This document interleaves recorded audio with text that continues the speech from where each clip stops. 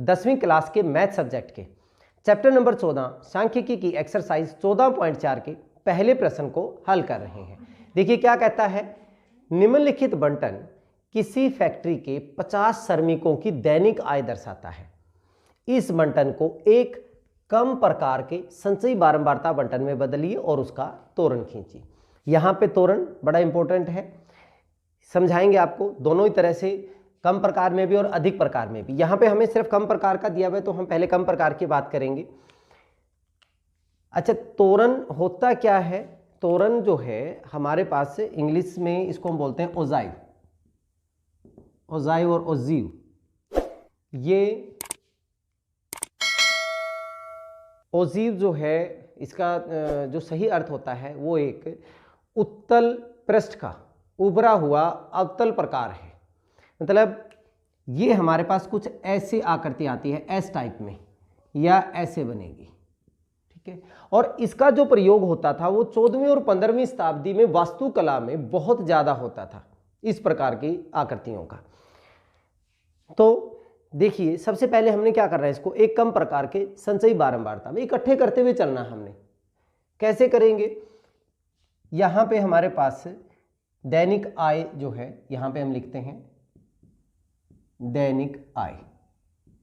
बात करें हम कम प्रकार की, यहाँ पे हम ऊपरी सीमा हमारे पास ये है, तो ऊपरी सीमा से लेंगे, मैं ये कहूँ कि 120 रुपये से कम।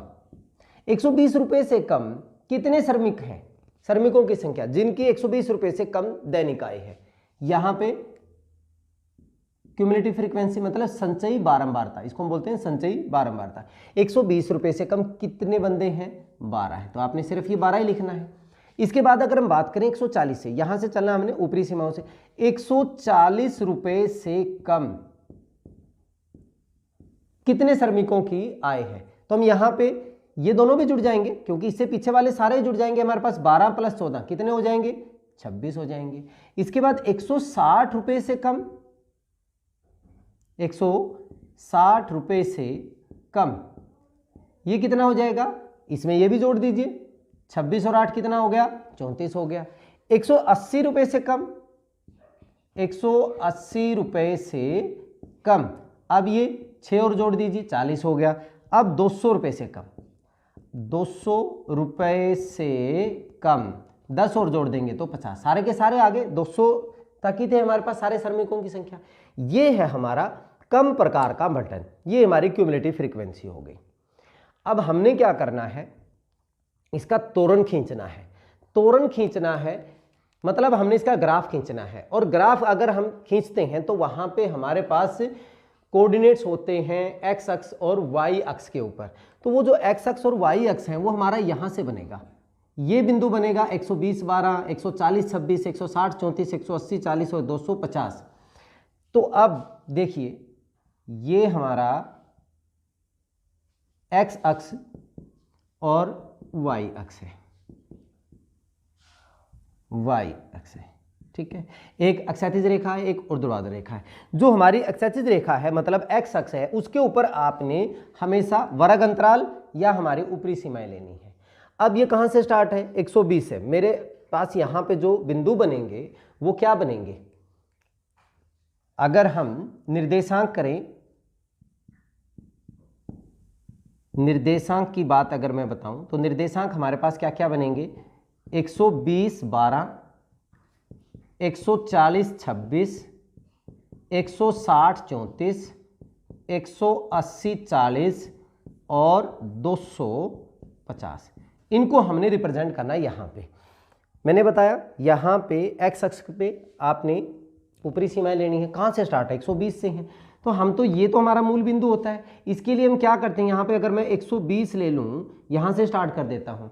ऐसे तो अगर आप 1 2 3 आप 4 लगोगे तो ये बहुत बड़ा ग्राफ बन जाएगा। तो हम क्या करते हैं, यहाँ पे किंक लगा लेते हैं, इसको हम बोलते हैं किंक। इस किंक का मतलब क्या होता है कि यहाँ इससे पहले वाली जितनी वैल्यूज है ना वो हमने यहाँ पे छोड़ दी हैं, इनको कवर कर दिया इसने, ठीक है।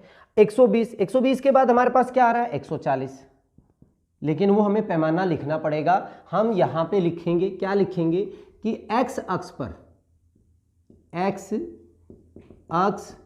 पर 1 सेंटीमीटर बराबर है 20 रुपये, क्योंकि हम रुपयों की बात कर रहे हैं, 120, 140, 160, तो एक्स अक्ष पर 1 सेंटीमीटर बराबर है 20। यहाँ पे जब हम वाई सेंट उस पे जाते हैं, हमने ये पॉइंट आने हैं, तो हमारा कहाँ तक जा रहा है, 50 तक जा रहा है। तो आपने क्या करें, अपनी सुविधा अनुसार दोनों अक्ष पे आप सुविधा अनुसार अलग अलग पैमाना ले सकते हैं। तो मैं यहाँ पे लिखूँ वाई अक्ष पर 1 सेंटीमीटर को अगर हम 50 श्रमिक ले लें, सॉरी 5 श्रमिक, 5 ले लिया हमने, वे 5 बंदों को रिप्रेजेंट कर रहा है, तो इजी हो जाएगा हमारे लिए। ये हो गया 5, फिर 10, फिर हो गया 15, 20, 25, 30, 35, 40, 45 और 50। ये हो गया हमारा। इन पे भी हमने करना था 120, 140, 160, 180 और 200। जब आप ग्राफ पे करेंगे तो आपकी वैल्यूज़ सारी सही आ जाएंगी। हमने यहाँ पे बोर्ड पे करना पड़ रहा है, इस वजह से हो सकता है इनमें थोड़ा सा डिफरेंस आ जाए। चलिए अब हम करते हैं, तोरण खींचते हैं हम। पहला पॉइंट हमारा क्या बन रहा है, 120, 12। 120 एक्स अक्ष वाला देखना है और 12 हमारा वाई अक्ष पे। ये 5, 10, 15, 15 के बीच में यहाँ पे 12.5 होगा, तो यहाँ से होगा। इनके बीच वाली जो वैल्यू है, इसको अगर हम ऐसे मिलाएंगे तो ये बन गया। ये हमारा कौन सा पॉइंट बना, 120, 12 का बन गया। ठीक है। दूसरा पॉइंट क्या हमारा, 140, 26। 140 यहाँ पे, 26 यहाँ पे, बिल्कुल इसके साथ में होगा। यहाँ से 126 और 140 ये यहाँ पे हो गया। ठीक है, यहाँ से करेंगे तो ये बन गया भाई, यहाँ हमारा बन गया 126 और दूसरा क्या था हमारा, सॉरी 140 और 26, 140 और 26 है दूसरा पॉइंट। तीसरा पॉइंट क्या है हमारा, 160 और 34, 160, 34, 160, 34, 34 हमारा कहाँ पे होगा, यहाँ पे होगा। यहाँ से 160 ये लीजिए, ये पॉइंट हमारा क्या बन गया, 160 एंड 34। ठीक है, अब अगला क्या होगा, 180, 40, 180 एंड 40, 40 पे ये बन गया हमारा और 180, ये हो गया 180 एंड 40। नेक्स्ट वाला जो पॉइंट बनेगा वो क्या है, 250, 200 और 50, 50 यहाँ पे है, 200 यहाँ पे है, 200 और 50 यहाँ पे थोड़ा सा इसके अंदर आ जाएगा, कोई बात नहीं, आप ध्यान दें। ये जो पॉइंट है वो हमारा है 200 और 50।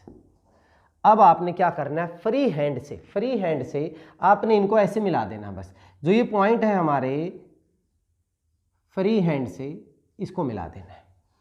ये जो है ये हमारा कम प्रकार का तोरण आ जाएगा, इसको हम बोलते हैं कम प्रकार का तोरण, ऑजीव। ठीक है, ये था सिंपल सा। और जब हम अधिक प्रकार का करते हैं तब हमारे पास लिमिट जो आती है, ये हमारे पास जो वैल्यू लेंगे यहाँ से एक्स अक्ष वाली, वो निम्न सीमाएं लेंगे हम, 100, 120, 140, 160, 180। अगला क्वेश्चन उसमें आएगा, उसमें अधिक प्रकार का भी आएगा, तो हम यहाँ से करेंगे। अब क्या इसका, इस तोरण का माध्यक निकालने से कोई संबंध है? जी हाँ, इसका माध्यक निकालने से संबंध है। माध्यक कैसे, अगर हमें यहाँ पे माध्यक भी निकालना आ जाए तो मैं आपको बता दूं, यहाँ टोटल हमारे पास n की वैल्यू कितनी बन रही है, n की वैल्यू हमारे पास 50 है, तो आप निकालोगे n/2, n/2 हमारा कितना हो गया, 25। तो हम यहाँ पे 25 देखें, 25 मेरा यहाँ पे है। ठीक है, ये 25 है। अब यहाँ से आप ऐसे लेके जाइए, ये इस पॉइंट से थोड़ा सा नीचे होगा और इसको मिलाया हमने यहाँ पे। अब इसको x अक्ष पे ले चलिए, जब x अक्ष पे हम इसको मिलाते हैं, ये हमारे पास 140 था, ये इससे थोड़ा सा पीछे बनेगा। एग्जैक्ट वैल्यू जो यहाँ पे आएगी ये आपका क्या होगा, 139 पॉइंट समथिंग जो भी आएगा वो आपका सही एग्जैक्ट तो आपके ग्राफ में ही पता चलेगा। तो यहाँ पे जो ये वैल्यू आएगी, ये 139 पॉइंट या 138 पॉइंट जो भी आ रही है, वो हमारा क्या होता है, माध्यक होता है। माध्यक होता है। ये हम कम प्रकार के त्वरण से भी कर सकते हैं, ये हम अधिक प्रकार के त्वरण से भी कर सकते हैं, और ये दोनों के ग्राफ अगर कहीं पे कट करते हैं वहां से भी हम इसका माध्यक आसानी से निकाल सकते हैं। तो चलिए इस वीडियो में आशा करते हैं कि आपको समझ में आया होगा। इस वीडियो में इतना ही। नेक्स्ट वीडियो में अगले क्वेश्चन के साथ फिर मिलते हैं। तब तक के लिए जय हिंद, जय भारत।